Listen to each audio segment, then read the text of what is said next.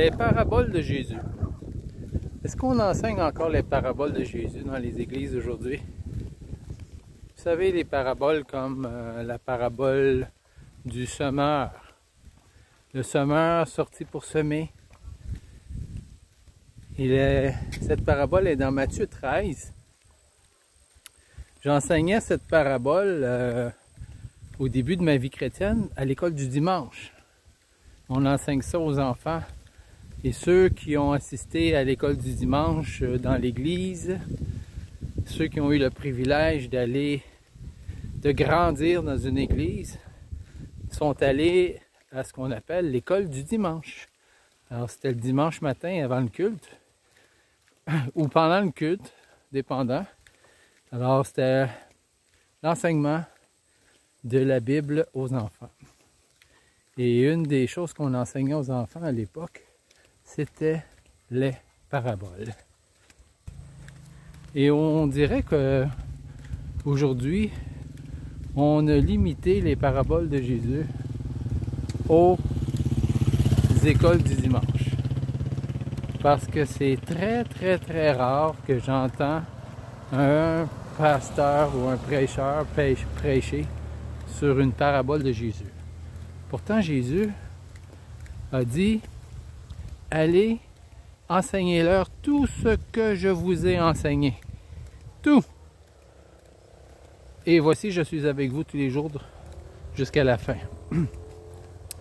Et Jésus a enseigné au-dessus, selon mon calcul, 33 paraboles. Et comme je disais tantôt, une de ces paraboles, c'est la parabole du semeur. C'est une très bonne parabole. Et ce n'est pas seulement limité aux enfants. Parce que voyez-vous, la parabole du semeur nous enseigne quelque chose de très profond. Il nous parle de la vie éternelle. Il nous parle de recevoir la vie éternelle. Voyez-vous, Jésus compare la vie éternelle à une semence. Et cette semence, elle est semée dans ton cœur. Alors, la vie éternelle, c'est une vie. Je veux faire une précision là-dessus parce que il y a une genre de confusion ou un faux enseignement qui dit que la vie éternelle, c'est comme un acte de loi. Tu sais, c'est comme, si tu acceptes de recevoir la vie éternelle, boum, c'est comme un juge qui frappe sur le bloc qui dit: t'es sauvé, boum, c'est fait, il n'y a plus rien à faire, tout est accompli. Mais ce n'est pas tout à fait ce que Jésus enseigne. Jésus enseigne que Dieu place une vie en nous, une semence. Et comme toute semence, comme un homme place une semence dans le corps de la femme, cette semence produit la vie. Et parfois, il y a des tragédies. Parfois, la semence meurt en cours de route. Elle fait qu'est-ce qu'on appelle dans le corps d'une femme, une fausse couche. C'est très tragique. Une fausse couche, c'est aussi dramatique que de perdre un enfant qui est né. Dans beaucoup de cas. Beaucoup de femmes qui ont beaucoup de difficultés parce qu'ils ont senti la vie en eux. Ils ont senti le bébé qui était à naître et le pauvre, pour une raison ou une autre, est décédé. Alors, c'est un peu la même chose en ce qui a trait à la vie éternelle. Quand Dieu place une semence en toi, cette semence doit germer. Elle doit germer et elle doit produire, continuer à vivre, si on veut. La semence doit continuer à vivre.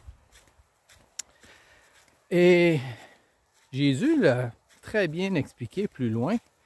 Il dit un arbre qui ne porte pas de fruits, donc un arbre qui est mort, à toute fin pratique.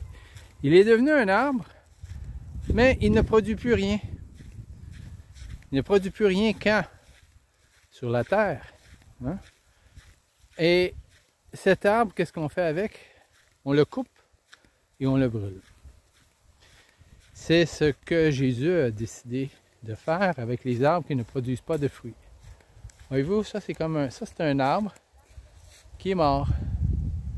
Il a déjà été un arbre qui a produit des cocos. J'ai appris cette semaine qu'un cocotier peut produire jusqu'à 200 cocos. Et donc, par année. C'est quand même assez productif, un cocotier. Donc, on va revenir à notre parabole du semeur. Et on peut lire cette parabole dans Matthieu 13. Je crois que c'est le seul endroit dans la Bible, mais je ne suis pas 100% certain. S'il se trouve ailleurs, c'est dans Luc. Mais je pense que le seul endroit qu'on peut le trouver, c'est dans Matthieu 13. Et Jésus donne 4 exemples de terres différentes.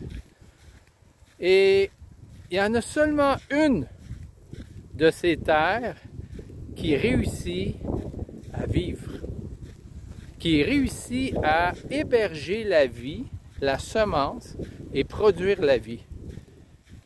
Et c'est celle qui a une bonne terre.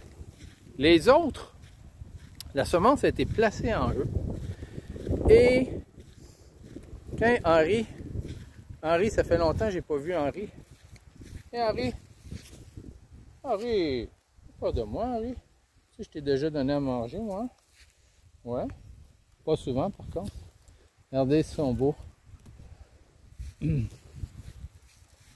Donc, ceux qui ont reçu la semence dans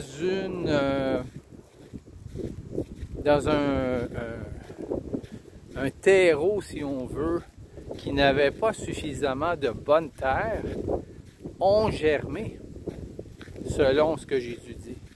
Ils ont levé, tu vois, ils ont sorti de la coquille, il y a eu de la vie qui était là, mais à un certain moment donné, les soucis de la vie, et c'est là que je veux en venir, les convoitises des richesses ont étouffé cette semence. Et qu'est-ce qui est arrivé? La semence est morte. La semence est morte. Et quand est-ce que c'est arrivé ça? Dans les premières secondes? Non. Dans les premières minutes? Non. Ça peut avoir pris des semaines, des mois, des années. Ça peut avoir pris des années avant que la semence ne se fasse étouffer. Comme une semence qu'on sème en terre, les herbes qui poussent aux côtés, ça ne pousse pas du jour au lendemain. Ça peut prendre des semaines, ça peut prendre des mois avant que l'herbe arrive et domine sur la semence qui a été semée. Et c'est précisément ce qui est arrivé aux trois premiers terreaux qui ont reçu la semence de Dieu, mais qui, au fur et à mesure, n'ont pas réussi à germer, enraciner, sortir et produire du fruit. Et c'est pourquoi Jésus a mentionné que c'est seulement ceux qui persévèrent dans la foi jusqu'à la fin qui seront sauvés. Alors, il y a un élément ici de volonté. Voyez-vous? Qu'est-ce que on laisse entrer dans notre vie? Qu'est-ce qui va prendre de la place dans notre vie?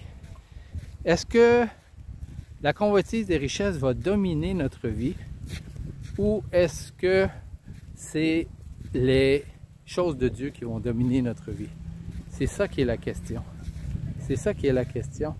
Parce que la question, c'est que si on laisse les choses du monde dominer. Voilà. Si on laisse les choses du monde prendre la place, eh bien, ils vont finir, malheureusement, par étouffer la semence qui a été placée en nous. Je vous invite à lire la parabole, parce que Jésus donne la parabole et il donne l'explication aussi. Et moi, j'ai élaboré un peu sur l'explication, j'ai donné mon point de vue, mais je vous invite à faire la même chose. Et si vous voulez, vous laissez un commentaire et à la prochaine!